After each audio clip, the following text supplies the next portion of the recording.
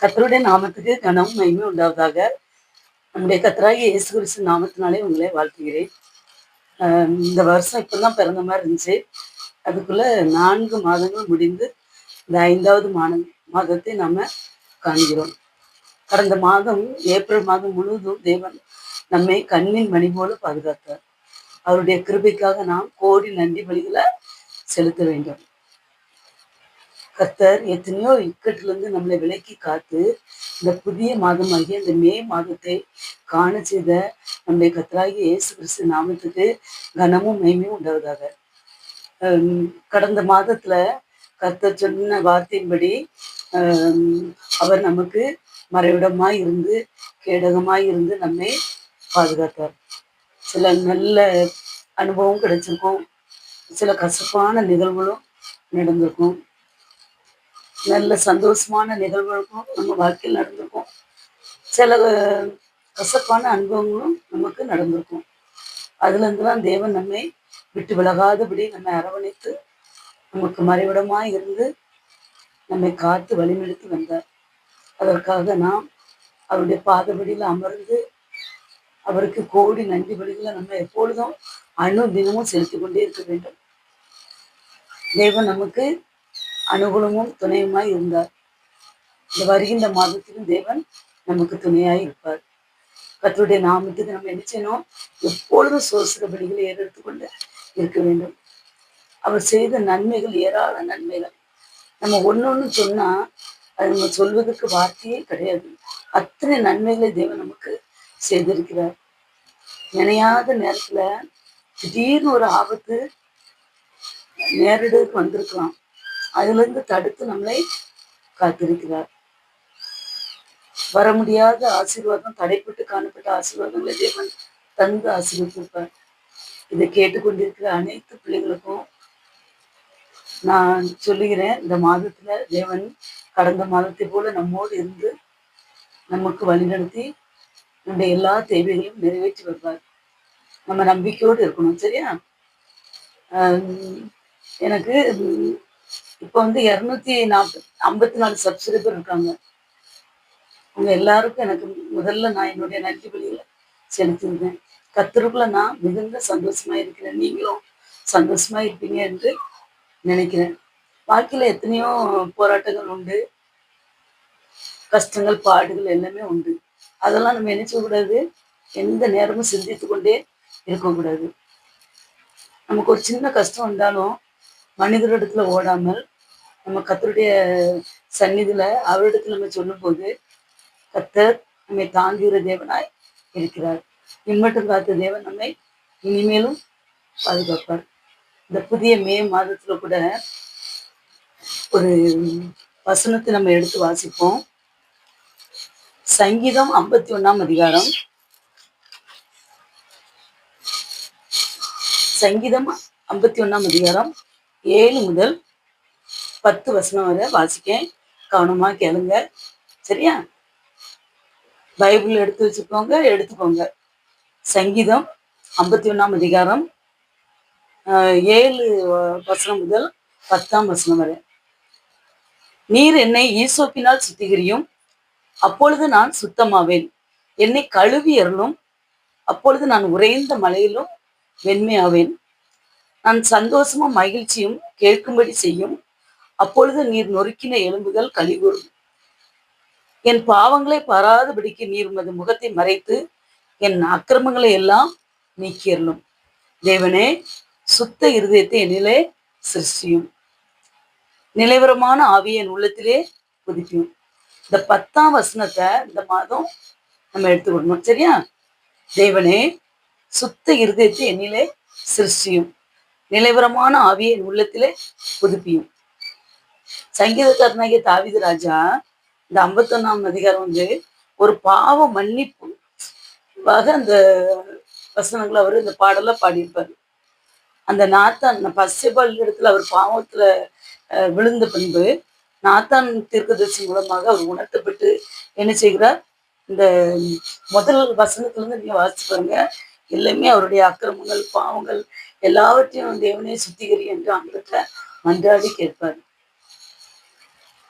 அவர் செய்த பாவத்தின் நிமித்தமாக ஒருவேளை கர்த்தர் அவரே அடித்திருக்கலாம். மரணத்துக்கு ஒப்பு கொடுத்துருக்கலாம். ஏன்னா அடுத்தவருடைய மனைவிய அந்த போர் முனையில அந்த பசிபலுடைய கணவனை கொன்றுவிட்டு இவளை பசிபல கணவன் மனைவியாக்கி கொண்டார். அவர் கணவன் உயிரோடு இருக்கும்போது அவரை கொன்றுவிட்டு மனைவி பெரிய தப்பு. கர்த்தர் நினைத்திருந்தா அந்த நேரத்துல அவரை அடித்திருக்கலாம். ஆனாலும் அவருடைய சந்தையிலிருந்து தான் நம்முடைய கர்த்தராகிய இயேசு கிறிஸ்து பிறக்க வேண்டியதற்கு தீர்க்க தரிசனங்கள் நிறைவேறணும். அதனால அவர் என்ன செய்கிறார், அவருக்கும் பசிபலுக்கும் அந்த முதல் குழந்தையை அடித்திருந்தார். அது மரணம், செத்து விட்டது. அப்பொழுது தாவீது ராஜா என்ன பண்ணுகிறார், மனம் கசந்து கர்த்தருடைய பாதபடியில அமர்ந்து மனம் கசந்து அந்த முதல் வசனத்துல இருந்து பாருங்க, அவருடைய எல்லா அக்கிரமங்களையும் பாவங்களையும் உணர்ந்து அவர் தேவனிடத்துல அறிக்கை இடுகிறார். அப்ப அவர் என்ன சொல்லுகிறார், தேவனே சுத்த இருதயத்தை என்னிலே சிருஷ்டி, நிலைபரமான ஆவியை என் உள்ளத்திலே புதுப்பியும் என்று சொல்கிறார். அக்கிரமத்திலும் பாவத்திலையும் ஈடுபட்ட என்னை எல்லா அக்கிரமத்தையும் என்ன செய்யும், நீ சுத்தமாக்கி கழுவிடணும். அப்ப நான் உறைந்த மலையை போல வெண்மையாவேன். அதுக்கப்புறம் நான் சந்தோஷமாயிடுச்சும் கேட்க முடிச்சேன். அப்பொழுது நீர் நொறுக்கு நெருமுதல் கழிவுறும், என் பாவங்களை பாராதபடிக்கு நீர் முகத்தை மறைத்து அக்கிரமங்கள் எல்லாம் நீக்கிடணும். தேவனே சுத்த இருதயத்தை நிலை சிருஷ்டியும் நிலவரமான ஆவியின் இடத்திலே இதுக்கு எவ்வளவு அருமையான வசனம் பார்த்தீங்களா. நாம கூட இந்த உலகத்துல சில நேரங்கள்ல நம்மே அறியாம சில பாவங்களை செய்திருவோம். ஏன்னா அந்த பாவ உலகத்துல இந்த உலகத்தை விட்டு நம்ம வேறுபட்டு இருக்க முடியாது. எல்லாரோடையும் சேர்ந்துதான் நம்ம வாழ்ந்து கொண்டிருக்கிறோம். சில நேரங்கள்ல ஆண்டவருக்கு பிரியமில்லாத வார்த்தைகளை பேசியிருப்போம், யார்கிட்டயாவது கோவப்பட்டிருப்போம். சில பேசின வார்த்தைகளை நம்ம இருதயத்துல வைத்து அதை அப்படியே அந்த பழி தீர்க்கிற எண்ணத்தோட ஒருவேளை இருக்கலாம். அப்போ அந்த இருதயம் என்ன செய்யும், கடினப்பட்டுரும்.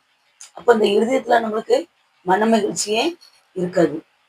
எந்த நேரமும் அந்த இருதயம் ஒரு பாரமாகவே காணப்படும். நம்ம உலக பிரகாரமா சரீர பிரகாரமா நமக்கு புத்துணர்ச்சி வேணும்னா நினைச்சுவாங்க. இப்ப சில நேரம் அந்த காலத்துல எல்லாம் ஏதாவது ஒரு நல்ல கிறிஸ்மஸ் ஈஸ்டர் அப்படி நேரங்கள்ல தான் புது ட்ரெஸ் எடுப்போம். ஆனா இப்பொழுது எந்த நேரமும் பார்க்கறது கிடையாது, ட்ரெஸ் எடுத்துருந்தோம். அப்ப அந்த புதிய ட்ரெஸ் போடும்போது அன்னைக்கு ஒரு புது விதமான ஒரு உற்சாகம் கிடைக்கும். அதே போல சிலவங்க நினைச்சுவாங்க, தலையில பூ வைக்கிறதுனால அவங்களுக்கு அந்த வாசனையின் மூலமாக ஒரு புத்துணர்வு. சிலவங்க நினைச்சுவாங்க பெர்ஃப்யூம் யூஸ் பண்ணுவாங்க. சிலவங்க அழகா இந்த வீட்டுல ஏசிலாம் வச்சு நல்ல ஆகாரம் சாப்பிட்டு நல்ல சந்தோஷம், அது ஒரு புத்துணர்ச்சி தான். அதுக்கப்புறம் நினைச்சுவாங்க வேலை செய்துகிட்டே இருக்கோம், எப்பவுமே நம்மளுக்கு ஒரு மனது பாரமா இருக்கு நினைச்சுவாங்க, சுற்றுலா மாதிரி போய் வருவாங்க. அப்போ அது அவங்களுக்கு என்ன செய்யும், ஒரு புத்துணர்வு கிடைக்கும், கிடைச்ச மாதிரி இருக்கும். தற்காலிக புத்துணர்வு தான், நிரந்தரமான புத்துணர்ச்சி கிடையாது. சிலவங்க நினைச்சுவாங்க நண்பர்களோட போய் சுற்றுலா போயிட்டு வருவாங்க. சிலவங்க குடும்ப உறவினர்கள் வீட்டுல போய் தங்கி அதே போல அவங்க இங்க தங்கி அப்படி அவர்கள் இருப்பாங்க. அப்படி ஒரு மன மாற்றம் நம்ம இருதயத்து மன மகிழ்ச்சிக்காக ஒவ்வொருத்தரும் அவரவர் விருப்பத்துக்கு ஏற்றபடி ஏதாவது அவங்க செய்வாங்க. சிலவங்க நம்ம என்ன செய்வோம், திருமண காரியங்களுக்கு போனா அது நமக்கு ஒரு மன மகிழ்ச்சியா இருக்கும். நல்ல உற்றார் உறவினர்லாம் நம்ம பார்ப்போம், நிறைய பழகினவங்களை நம்ம பார்ப்போம். அப்ப நம்ம மனதுக்கு ஒரு புத்துணர்வு கிடைச்சது போல இருக்கும். சில நேரங்களில் மனம் பாரமா இருக்கும்போது நமக்கு பிடித்த நண்பர்கள்ட்ட நம்ம நினைச்சுப்போம், நம்முடைய கஷ்டங்களை சொல்லி அவங்க ஏதாவது நம்மளுக்கு ஒரு நன்மையான வார்த்தைகளை சொல்ல மாட்டாங்களா என்று அதன் மூலம் நம்ம நினைச்சிருப்போம், நம்ம மனதை ஆறுதல் படுத்துவோம். இப்படிதான் இந்த உலக பிரகாரமான வாழ்க்கை.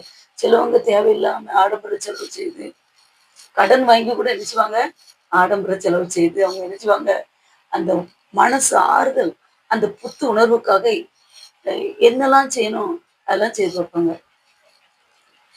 வெளிநாட்டுக்கு போயிட்டு வருவாங்க, அவங்களுக்கு எப்படி எப்படி பிள்ளைகளை மகிழ்ச்சியா வைத்து சில பிள்ளைகளுக்கு ஹோட்டலுக்கு கூட்டி போய் அன்னைக்கு நல்ல சாப்பாடு வாங்கி கொடுப்பாங்க, பிள்ளைகளுக்கு நல்ல தின்பண்டங்கள். அப்போ பிள்ளைகள் அந்த சந்தோஷத்தை பார்த்து அந்த பெற்றோர்களுக்கும் சந்தோஷமா இருக்கும். பிள்ளைகளுக்கு அந்த குடும்பத்துல யாருக்காவது ஒரு வேலை கிடைக்கும், அப்ப எல்லாரும் சேர்ந்து அந்த வீட்டுல விருந்து வச்சு அது ஒரு புத்துணர்ச்சி. இப்படிதான் அந்த உலகத்துல நமக்கு புத்து உணர்வு நினைச்சுவோம். நம்ம இப்படி எதையாவது ஒண்ணு செய்து கொண்டு நம்ம நினைச்சுவோம். ஒரு வீட்டுல ஒரு புது பொருள் வாங்கினா அதுவும் நமக்கு ஒரு உற்சாகம் தான். அப்படியே நம்ம புத்துணர்வு கிடைக்கும். அல்லாட்டா குற்றாலம், கொடைக்கானல் அப்படி குளிர் இடங்களுக்கு போய் நினைச்சுவாங்க. சுற்றுலா போயிட்டு இருந்து அதன் மூலமாக அவங்க நினைச்சுவாங்க அந்த மனதை மகிழ்ச்சி ஆக்குவாங்க. அப்ப அந்த மனதுக்கு மகிழ்ச்சி எப்படிலாம் கிடைக்கும் என்று அந்த புத்துணர்ச்சிக்காக அவங்க நினைச்சுவாங்க. இந்த உலக பிரகாரமாக நம்ம முயற்சி செய்கிறோம். இந்த உலக பிரகாரமான முயற்சி வந்து சொற்ப நேரம் தான், அற்ப விலைக்கும் பெறது. உலக பிரகாரமா அவங்க அநேக பணம் கொடுத்து அந்த மகிழ்ச்சியை வாங்கணும்னு நினைப்பாங்க. ஆனா அது நிரந்தரமான மகிழ்ச்சி கிடையாது. இந்த இடத்துல பாருங்க, அந்த சங்கீதக்காரனாகிய தாவீது அந்த அலங்கோலமான வாழ்க்கை, தேவனுக்கு பிரியமில்லாத வாழ்க்கை, அவருக்கு ஏராளமா அவருக்கு இஷ்டப்பட்ட மனைவிகள் எல்லாரும் இருந்தும் அடுத்தவனுடைய மனைவிய அவர் என்ன செய்தாரு, அந்த புருஷனை கொன்று அவளை தன்னுடைய வாய்க்கு கொண்டு வந்தாரு. அப்போ அவர் விழுந்து போயிருந்தாரு. இது வந்து கர்த்தருக்கு பிடிக்காத காரியம். அப்போ அந்த நாத்தான் தீர்க்கதரிசி சொன்ன உடனே அவர் என்ன பண்றாரு, அவரு ஆண்டவர்கிட்ட பாவ மன்னிப்பு பெற்று அவர் பழையபடி புத்துணர்வு பெற்று அவர் என்ன செய்கிறார், அந்த பாவ மன்னிப்பினால் அவர் மனது ஒரு நிரந்தரமான ஒரு புத்துணர்ச்சி பெறுகிறது. சொந்த அறிவு வந்து நம்ம மரணத்துக்கு தான் நம்மளை கொண்டு செய்யணும். சில நேரங்கள்ல சில ஆலோசனைகள், சில காரியங்களுக்காக நம்ம மனிதர்கிட்ட போய் ஆலோசிச்சு கேட்போம். அப்போ அவங்களுடைய ஆலோசனைகள் ஒருவேளை அது நஷ்டத்துல போய் முடியலாம். சில பேர் சொந்தமா ஒரு வியாபாரம் தொடங்கி நல்ல வசதி ஆகலாம் என்று நினைத்து நண்பர்கள்ட்ட போய் ஆலோசனை கேட்பாங்க. சொந்தக்காரங்கள்ட்ட, பெரியவங்ககிட்ட ஆலோசனை கேட்பாங்க. அந்த ஆலோசனை வந்து ஒருவேளை அது தோல்வியா முடிஞ்சிடலாம். சில நேரங்கள்ல அதிகமான கடன் பெற்று அவர்களை மரணம் வரைக்கும் என்ன செய்யறோம், கொண்டு போயிடும். அது சொந்த அறிவு. அதே நேரத்துல நம்ம ஆண்டோடைய பாதத்துல அமர்ந்து அவருடைய ஆலோசனை பெற்று நம்ம அவருடைய ஆலோசனை பெற்று அதன்படி நடக்கும்போது நம்ம அது நிரந்தரமான நித்திய மகிழ்ச்சி நமக்கு கிடைக்கும். கர்த்தர் அதைத்தான் விரும்புகிறார். சங்கீதக்காரனாகிய தாவீது ராஜா என்ன பண்ணுகிறார், அந்த நித்திய மகிழ்ச்சி கிடைப்பதற்காக அவர் என்ன செய்கிறார், அந்த உள்ளான மனிதனுடைய குணங்கள் மாறுறதுக்காக அவர் என்ன செய்கிறார், தினமும் அவர் சத்திய வசனத்தின் மேல் பிரியப்படுகிறார். அந்த உள்ளான அந்த வெளி வாழ்க்கை, வெளி வேஷம் ஒருவேளை நம்ம மகிழ்ச்சியா இருப்பது போல மற்றவர்களுக்கு காணப்படலாம். ஆனா உள்ள நமக்கு ஏராளமான போராட்டங்கள், அந்த பாவத்தினால நமக்கு ஒரு ஏமாற்றம், நமக்கு ஏதோ ஒரு உணர்வு, குற்ற உணர்வு, அதனால மகிழ்ச்சி இல்லாம தூக்கம் இல்லாம காணப்படலாம். அப்ப தாவீது ராஜா என்ன பண்ணிக்கிறார், அவருடைய உள்ளான குணம், அவர் உள்ள மகிழ்ச்சி அதற்காக அவரு என்ன பிடித்துக் கொள்கிறார், சத்திய வசனத்தை பிடித்துக் கொள்கிறார். சங்கீதம் 119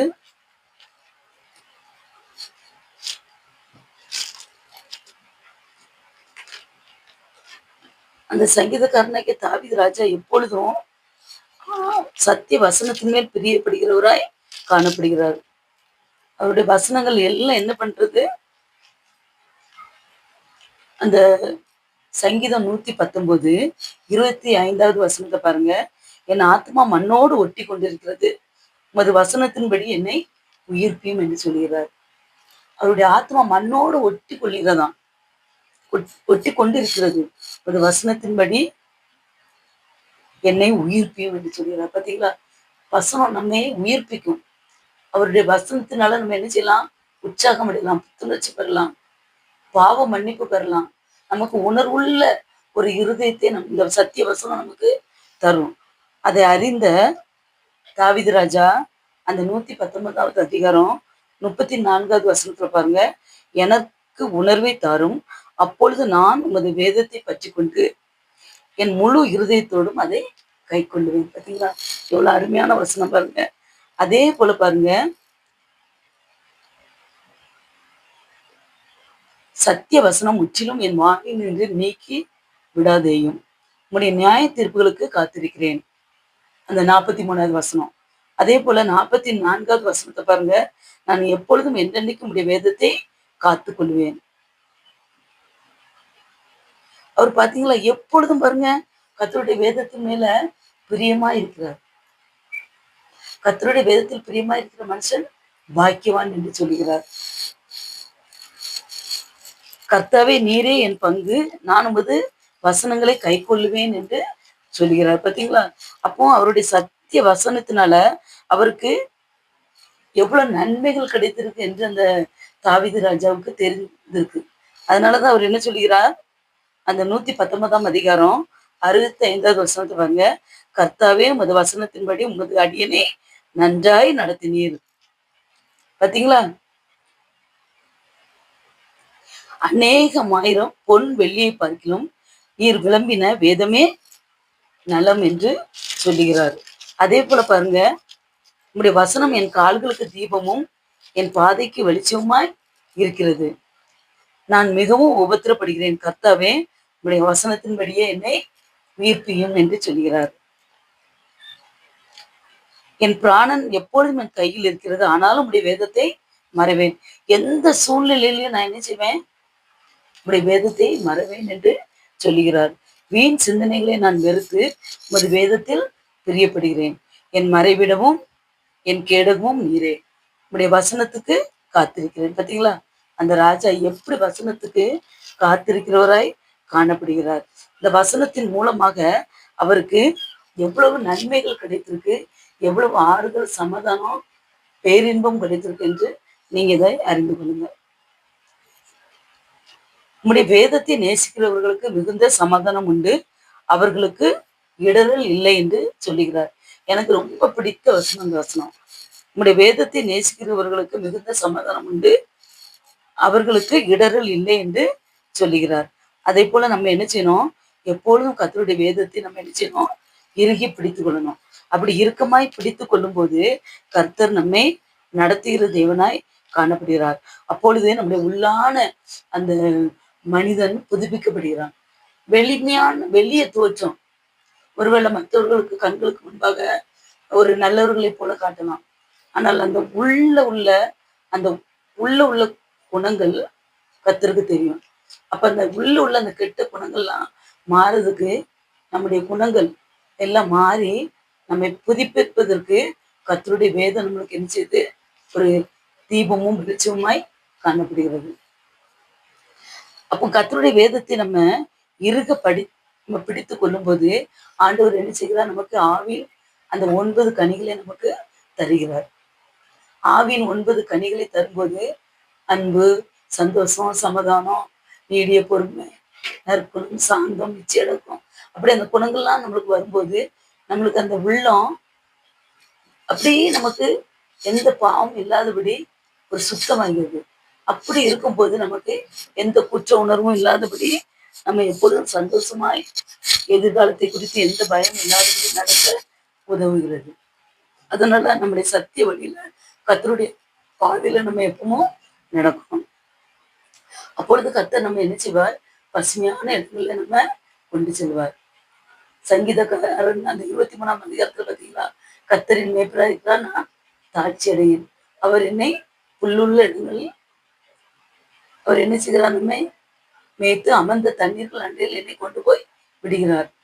கர்த்தருடைய வெளிச்சத்துல நம்ம நடக்கும்போது, அவருடைய வேதத்தை நம்ம அறிந்து கொள்ளும் போது கர்த்தர் நம்மை புல்லுள்ள இடங்களில் மேய்த்து அமர்ந்த தண்ணீர்கள் அண்டையில் நம்ம என்ன செய்கிறார், கொண்டு போய் விடுகிறார். நம்மை ஆத்மாவே தேய்ச்சுகிறார். எதிர்காலத்தை குறித்து எந்த பயம் இல்லாதபடியே நம்மை நடத்துகிறார். அதே போல கர்த்தர் என்ன செய்கிறார், அந்த சங்கீதம் 1 அதிகாரத்தை பாருங்க.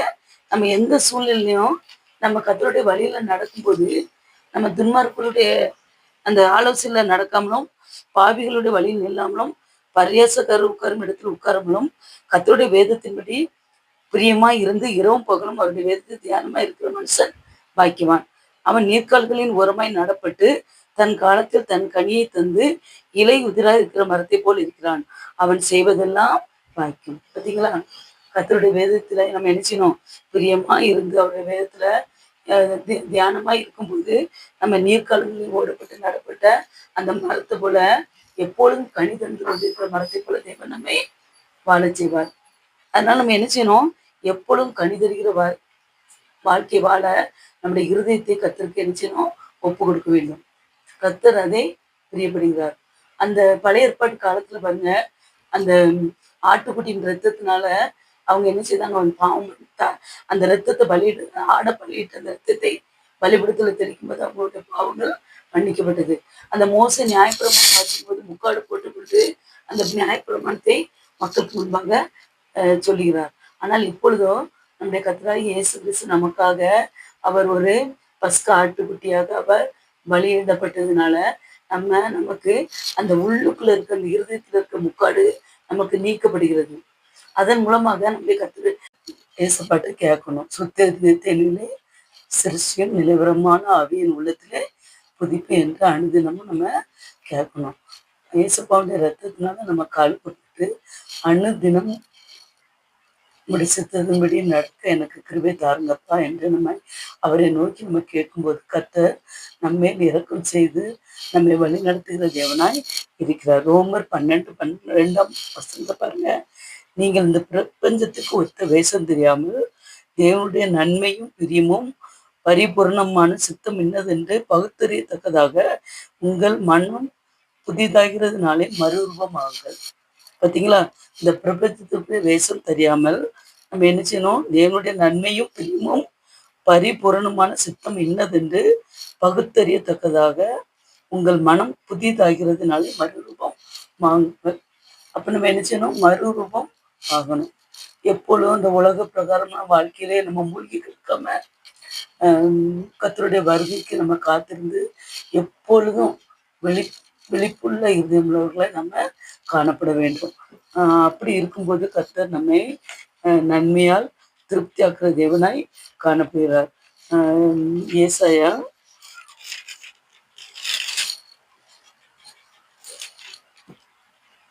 ஏசாயா 40:31 பாருங்க. கர்த்தருக்கு காத்திருக்கிறவர்களோ புது பலன் அடைந்து கழுகுகளைப் போல செட்டைகளை அடித்து எழும்புவார்கள். அவர்கள் ஓடினாலும் இளைப்படையார்கள், நடந்தாலும் சோர்ந்து போகார்கள். அதே போல சங்கீதம் 105 பாருங்க. அதே மாதிரி நன்மையினால் உன் வாயை திருப்தி ஆக்குகிறார், கழுகுக்கு சமானமாய் உன் வயது திரும்ப வாழ வயது போலாகிறது என்று நம்ம படித்தோம். கர்த்தர் நம்ம இவ்விதமாய் நடத்துகிற தேவனாய் காணப்படுகிறார். அதனால நம்ம என்ன செய்யணும்? இந்த உலகத்துக்கு ஒத்து வேஷம் தெரியாமல் எப்பொழுதும் விழிப்புள்ளவர்களாய் இருந்து கர்த்தருடைய பாதையில நம்ம நடந்து அநேகருக்கு இடர்கள் இல்லாதவர்களாய் நம்ம நன்மைக்குரியவர்களாய் நம்ம காணப்பட வேண்டும். கர்த்தர் அதை தான் விரும்புகிறார். ஜெயிப்போமா? கர்த்தாவே, இந்த அருமையான வேலைக்காக நமக்கு நன்றி தோப்பனே. இசப்பா, அருமையான வசனத்தை கொடுத்திருக்கிறப்பா. சங்கீதக்காரன் தாவீது ராஜாப்பா இசப்பா பாவத்துல விழுந்த போதப்பா உணர்வுள்ள இருதயத்தை கொடுத்து தோப்பனே. சுத்த இருதயத்தை நிலை சிருஷ்டி நிலவரமான ஆவியை என் உள்ளத்திலே புதுப்பி என்று சொன்னது போல தோப்பனே, எங்களுடைய உள்ளத்துக்கு தோப்பனே அப்பா நிலவரமான ஆவியை தாங்கப்பா. எங்கள் உள்ளத்தை ஆண்டவரே சிறு பிள்ளைகள் இருதயத்தை போல மாற்றுங்க தோப்பனே. இசப்பா, இந்த ரத்தத்தினால ஒரு விஷயங்களை கழுவி தோப்பனே. இசப்பா, அந்த உலகத்துலப்பா யாருக்கும் எந்த தீங்கு செய்யாதபடியப்பா நன்மையை செய்யத்தக்க பிள்ளைகளாய் மாற கிருபை செய்யுங்கப்பா. உடைய வருகை எப்பொழுது இருந்தாலும் தோப்பனே அதை எதிர்பார்த்து காத்திருக்கிறவர்களாய் காணப்பட கிருபை செய்யுங்க தோப்பனே. இசப்பா, அப்படி இருக்கும்போது தோப்பனே நீர் நன்மையால் எங்கள் வாயை திருப்தியாக்கிற தேவனா இருக்கிறப்பா. கழுக்கு சமமா எங்கள் வயது திரும்ப வாழ வயது போல இருந்தப்பா. நாங்கள் உமக்கு காத்திருந்து நடக்கும்போதப்பா நாங்கள் கழுகுகளை போல செட்டைகளை எடுத்து ஆண்டவரே திரும்ப ஆண்டவரே நாங்கள் ஓடினாலும் சோர்ந்து போகாத நீரங்களை வைக்கிற தேவனா இருக்கிறப்பா. அதுக்காக நன்றி தோப்பினேன். இசப்பா, இந்த ஜபத்துல காணப்படுகிற ஒவ்வொரு பிள்ளைகளையும் ஆசீர்வதிங்கப்பா. விசேஷமாக திருமணத்துக்காக காத்திருக்கிற பிள்ளைகளுக்காக ஜெபிக்கிறோம்ப்பா. திருமண காரியங்கள் நல்லபடியா நடக்க கிருபை செய்யுங்கப்பா. அதே போலப்பா இந்த வெயில் ரொம்ப அதிகமாய் காணப்படுகிறப்ப அந்த வெயில்கள் மூலமாகப்பா சிறு குழந்தைகள் முதியோர் யாரும் பாதிக்கப்படாதபடியாப்பா ஆண்டவரை காத்துக்கொள்ளுங்கப்பா. எல்லா பிள்ளைகளையும் காத்துக்கொள்ளுங்க தோப்பனே. விசேஷமாக சிறு பிள்ளைகளுக்குப்பா வியாதினால எந்த ஆண்டவரே வியாதியும் வராதபடி காத்துக்கொள்ளுங்க தோப்பனே.